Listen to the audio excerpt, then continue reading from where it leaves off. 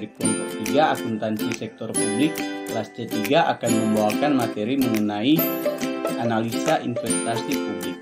Namun sebelum itu saya akan memperkenalkan nama-nama kelompok saya.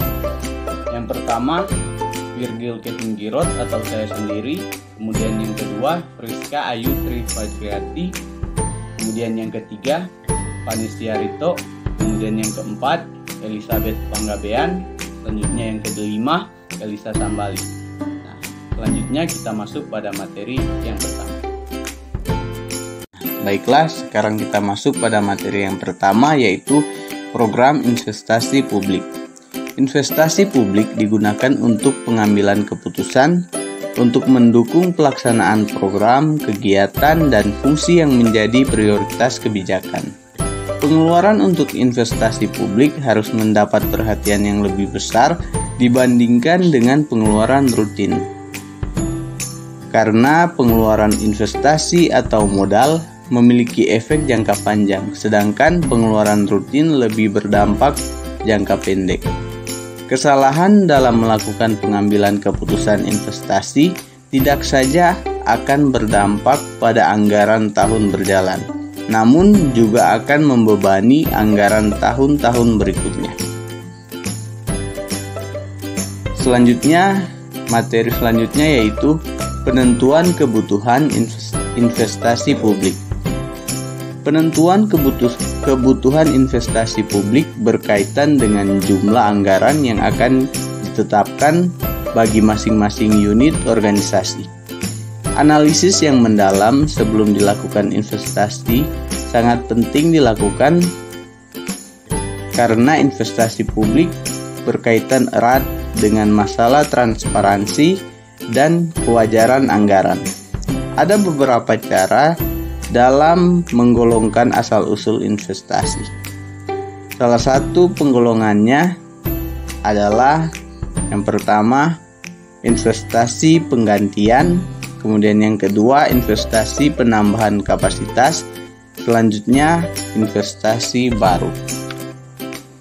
Selanjutnya, aspek kelayakan investasi. Aspek kelayakan investasi ini terbagi menjadi 4. Yang pertama, aspek teknis. Merupakan bagian penting dari analisis investasi yang harus dipertimbangkan. Jika suatu usulan investasi sudah tidak layak dilihat dari aspek teknisnya, maka usulan tersebut menduduki prioritas pertama untuk ditolak. Yang kedua, aspek sosial dan budaya.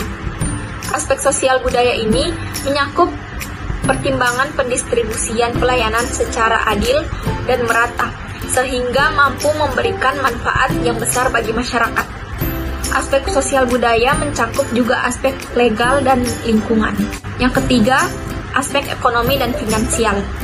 Pertimbangan aspek ekonomi meliputi kegiatan menganalisis apakah suatu proyek yang diusulkan akan memberikan kontribusi yang nyata terhadap pembangunan perekonomian secara keseluruhan dan apakah kontribusinya cukup besar dalam menentukan penggunaan sumber-sumber daya yang digunakan.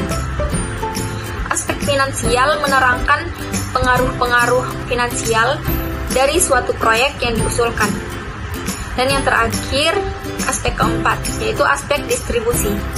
Keputusan investasi merupakan keputusan yang perlu dikaitkan dengan masalah distribusi pelayanan publik secara adil dan merata. Selanjutnya, faktor-faktor yang mempengaruhi investasi publik. Yang pertama, tingkat diskonto. Diskonto atau discounting adalah proses untuk mengkonversi satu atau serangkaian arus pendapatan mendatang menjadi nilai kini. Faktor diskonto adalah nilai kini dari $1 atau rupiah yang diterima di masa mendatang. Yang kedua, inflasi. Penilaian investasi harus memperhitungkan perkiraan tingkat inflasi. Yang ketiga, resiko dan ketidakpastian.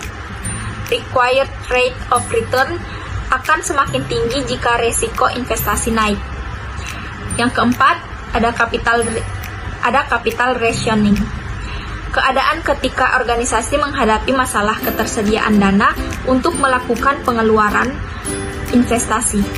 Dalam keadaan seperti ini, terdapat beberapa alternatif investasi yang dapat dilakukan, akan tetapi tidak tersedia cukup dana untuk membiayai investasi-investasi yang diajukan. Oleh karena itu, harus dilakukan perankingan investasi.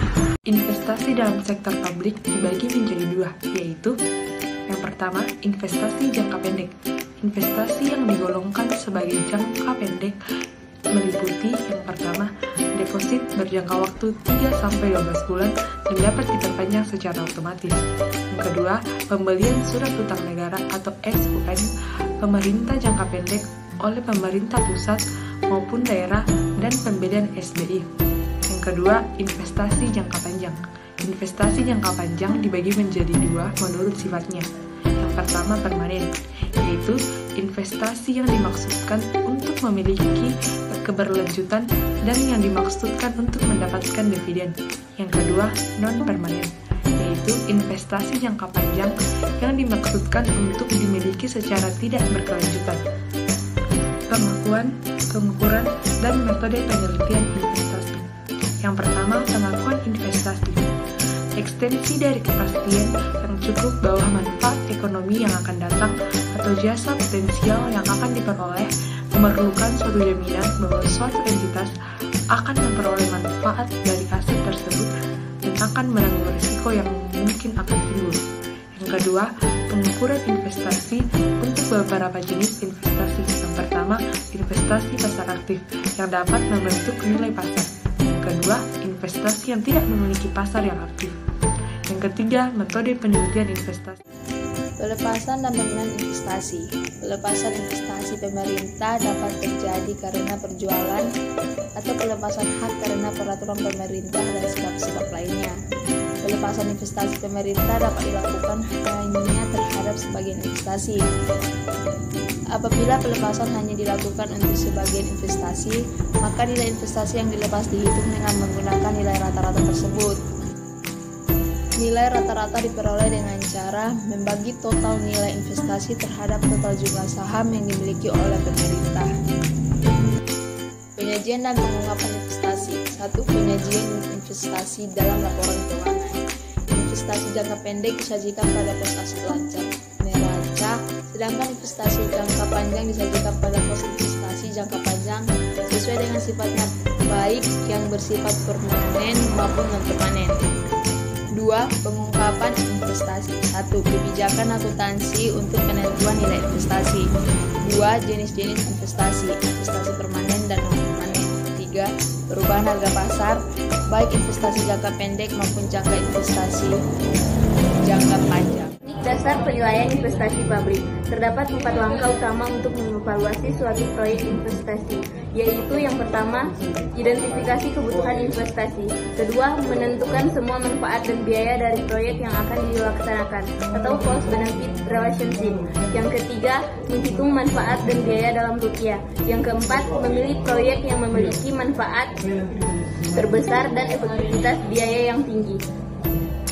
Terdapat beberapa teknik untuk melakukan penilaian investasi.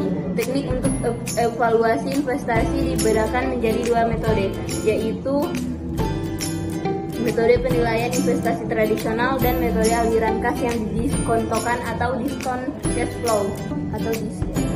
Berikut analisis investasi. Yang pertama, analisis biaya manfaat. Dikembangkan sebagai alat untuk membangun kriteria terhadap penilaian investasi sektor publik. Termasuk di sini manfaat sosial bersih yang diperoleh dari investasi. Yang kedua, analisis efektivitas biaya. Dilakukan karena terdapat kesulitan dalam menghitung biaya dan manfaat sosial secara kuantitatif. Analisis cost effectiveness meliputi penilaian terhadap biaya dan manfaat yang dapat dikuantifikasi baik di masa sekarang maupun di masa yang akan datang, atau suatu proyek dengan pengaruh atau dampak yang tidak dapat dikuantifikasikan namun tidak dinilai. Dengan kata lain, analisa cost effectiveness memusatkan pada pengukuran suatu yang dapat diukur.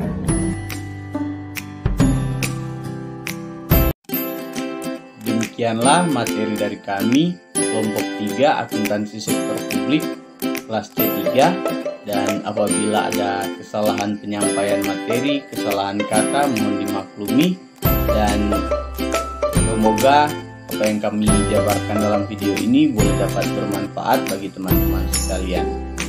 Akhir kata saya ucapkan terima kasih.